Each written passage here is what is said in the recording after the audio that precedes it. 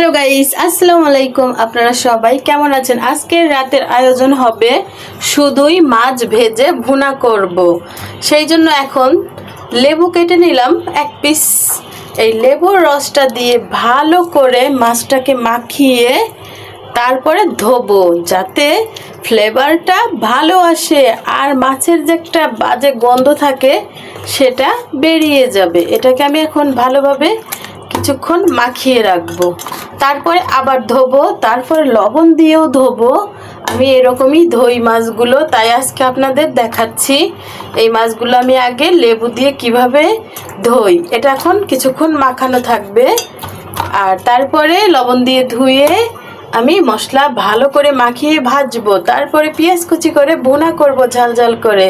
আজকের রাতে রান্না হবে বড় কাতলা মাছ ভুনা। আল্লাহ হাফেজ সবাইকে।